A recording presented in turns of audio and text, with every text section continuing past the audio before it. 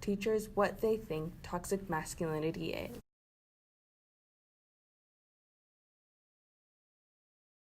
What is toxic masculinity? Toxic masculinity is where, again, we as a society expect males to be that alpha person and to use it as a negative way rather than a positive way. Like, I'm a man, I gotta be strong, I gotta be powerful, do what I say, blah, blah, blah, like what no one cares about. It's anyone who is using their masculinity as a weapon, as a tool to kind of oppress others. Hypersexuality, the more aggressiveness and all that stuff, which is some of the worst traits that one could put on males. That's what toxic masculinity is to me.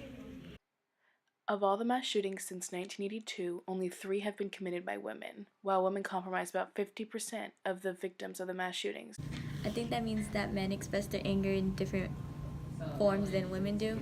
Like with the mass shootings, yeah, I do feel like men would do that more than women because women have a way of dealing with their anger better.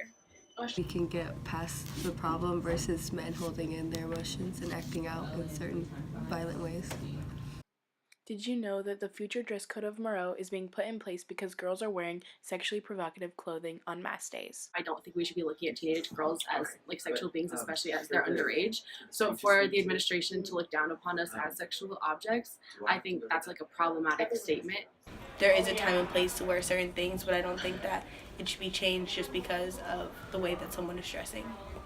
Due to toxic masculinity, men feel like they need to suppress their emotions because of the stereotype that men aren't supposed to cry. I never thought it was a problem for men to express their feelings, but guys look at it like they're getting judged a certain way because they do have emotions, and it should never be like that because then it causes them to act out and act certain ways.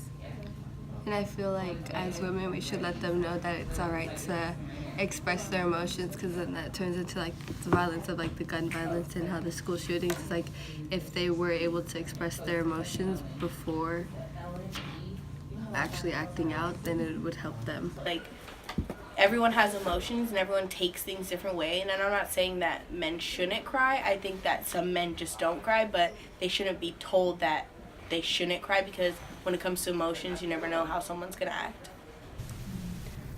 The Urban Dictionary describes toxic masculinity as exaggerated masculine traits like being violent, unemotional, and sexually aggressive. Toxic masculinity affects men by making it socially unacceptable for them to express their emotions in a healthy way. Men are taught from an early age that it's unacceptable to cry as a boy, which leads them to repressing their emotions as adults and then unfairly taking out their aggression on those around them. The lack of ability to communicate about emotions leads to a higher male suicide rate than we see in women. Toxic masculinity provides a dangerous environment for women in the workplace, which brings an unsettling imbalance of power. Studies show that females from male-dominated majors experienced more gender harassment than females from gender-equivalent majors. It was also revealed that masculinity actually increased among men from male-dominated majors who were under gender threat, which resulted in aggressive behavior. The imbalance of power that toxic masculinity brings can cause abuse in many situations.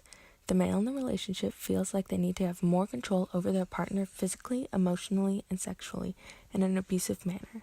Men also have media influencing them to feel like they need to be as masculine as possible, hold the power, and sexualize their bodies and women, this causing abusive and toxic relationships. How do you think toxic masculinity has affected your life?